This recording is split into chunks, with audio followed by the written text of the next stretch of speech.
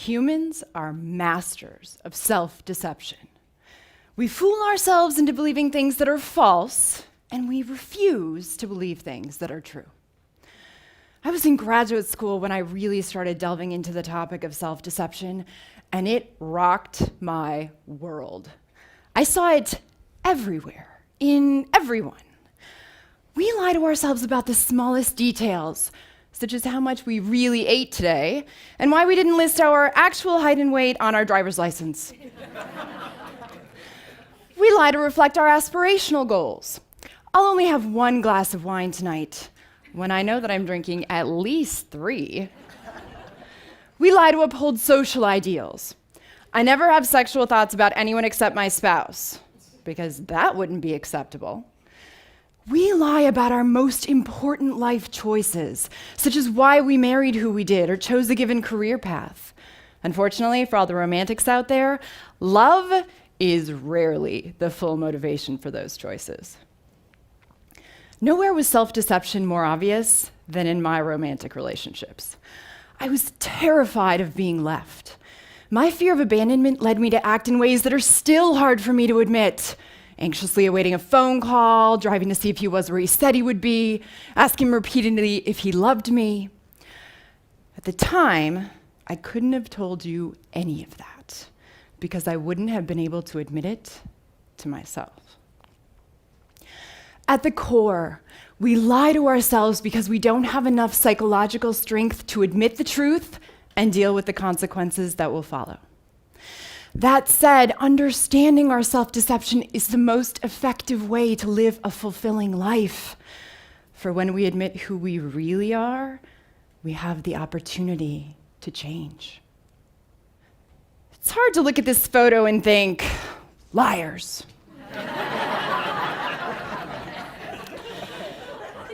But our self-deceptive tendencies start here.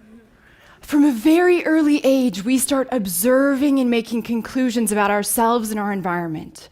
Right or wrong, the conclusions we made affected our identity. As adults, we will most want to lie about how psychologically painful realities experienced as children affected who we are today. Perhaps you were raised in a single-parent home in which you were neglected by your father. You learned that something was wrong with you. You weren't smart enough, attractive enough, athletic enough. You concluded that to make people love you, you needed to be perfect. As an adult, when someone points out your imperfections, you feel tremendous anxiety, but deny where it comes from. Perhaps you felt ugly as a child because you were teased for your appearance. You learned to eat in response to emotional pain. As an adult, you struggle to maintain a stable weight because your eating has very little to do with hunger. Perhaps you watched your parents fight. You learned to avoid conflict. Now, you struggle to admit even feeling negative emotion. Although each of our specific childhood learnings will be unique, what we learned will be exemplified in the lies we tell ourselves as adults. Psychological theories of human nature can help us understand our self-deception. Sigmund Freud first described lying through ego defense mechanisms, psychological strategies that protect our egos, our core sense of self, from information that would hurt us. Denial, refusing to believe that something is true, even though it is. I don't have a problem with alcohol, even though I drink every day. I'm not jealous, even though I secretly check my partner's email. Rationalization, creating a reason to excuse ourselves. I wouldn't have yelled at you if you hadn't treated me so unfairly, thereby justifying my yelling. I know that smoking isn't good for my health, but it helps me relax, thereby justifying my smoking. Projection, taking an undesirable aspect of ourselves and ascribing it to someone else. I'm not like that, you're like that. When dating someone you've lost interest in, you say things like, you're not ready for this relationship. When in fact, you're not ready for this relationship and never will be. Pioneers in the cognitive behavioral realms describe how our thoughts deceive us through cognitive distortions, irrational ways we think. Polarized thinking, thinking in extremes. I will either eat no cookies or an entire box. Because if I eat one cookie, I've already blown my diet, so I might as well keep eating. Emotional reasoning. Thinking that our feelings accurately reflect reality. I feel hurt, so you must have done something bad to me. I feel stupid, consequently, I am stupid. Overgeneralization. Taking a single negative event as an infinite spiral of defeat. After going through a bad breakup, you think, oh, I'm always going to be alone. After getting denied a promotion at work, you think, I'm never going to be successful in my career. From an existential perspective, we deceive ourselves to avoid the givens of life, the fundamental realities of being human that we must face. Death, we're all going to die. Ultimate aloneness. We were born as a single person housed in a solitary physical body. Meaninglessness. Our lives are inherently meaningless unless we give them meaning. And freedom. We are responsible for ourselves because we have the freedom of choice. To avoid confronting these realities, we frequently lie to ourselves. I am this way because of my upbringing, thereby deferring responsibility for my choices. The bad things on the news, they would never happen to me because I'm somehow special and uniquely protected from harm. I'm not going to write a will. I'm young, I'm not going to die anyway, thereby denying my mortality. Multicultural and feminist psychologists describe how internalization of cultural norms affects us. Here, we deceive ourselves by believing what we were culturally conditioned to believe is true, instead of deciding what we actually believe is true. Do you compromise yourself to meet cultural norms? Do you think you need to look a certain way, be a certain weight, earn a certain income, get married, have children, be religious, because you're supposed to, or because you believe that it's right for you? All of these theories of human nature help us understand how we deceive ourselves on a daily basis. Why should you care? Self-deception leads to massive amounts of pain and regret. To avoid being honest, we frequently make choices with harmful consequences to ourselves and others. We may use drugs, alcohol, eat, shop, gamble, steal, lie, leave people, or pass our emotional baggage down to those we love the most.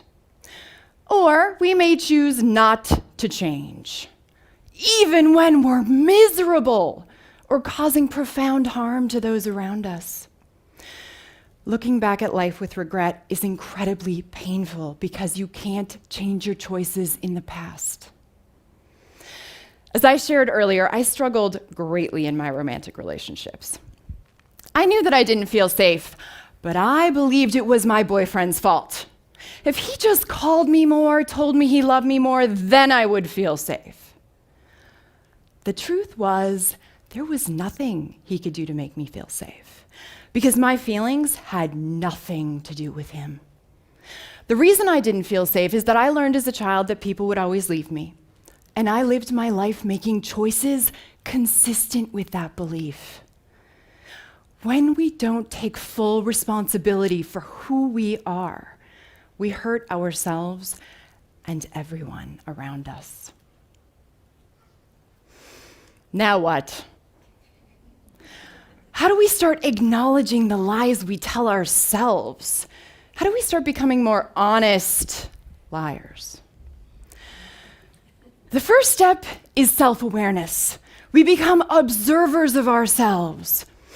When you have a strong emotional reaction to something, pause. When what you say doesn't match how you act, pause. When you're thinking irrational thoughts, pause. Ask yourself, what does this say about me? Similarly, most of us spend a tremendous amount of energy trying to get over someone or something that happened to us. And we generally avoid examining our contribution to conflict in our lives. When you're unresolved about something or someone, pause. Ask yourself, What does my reaction to this situation say about me? As we become more honest and aware, we also become more responsible for our choices. If we admit that we're insecure about something, which we all are, we're now confronted with a choice to work on our insecurity or not. Whatever we decide, we are now more responsible for the consequences of our insecurity because we know better. Not changing when confronted with the truth is a choice. Although we can't control many circumstances we encounter in life, we are responsible for our reactions to all of them. In that vein, one of the best ways to confront our self-deception is psychotherapy. It is probably the only relationship that you will ever have in your entire life that exists solely to benefit you. Yet a great deal of stigma exists around therapy. People frequently say things like, I don't need therapy. Therapy is only for crazy or weak people who can't help themselves. The truth is, it takes tremendous courage to be completely vulnerable to another human being.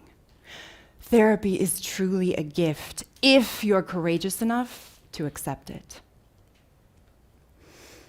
Confronting our self-deception is a lifelong journey. We change and the world offers us new opportunities to understand ourselves. There is always more to learn. I was on the perfect path to be a successful academic. I received tenure here at UNLV 2 years ago, and in about 6 weeks, I will be unemployed because I resigned. Getting tenure and then quitting is about the last thing that anyone would expect from a faculty member, especially me. I love psychology. I love teaching. I love research. I love my department. I had an amazing experience at UNLV. But the truth is, my passion isn't in academia anymore. To admit that to myself was brutally painful because I had to confront all of my self-deceptive tendencies and insecurities. What if I disappoint people?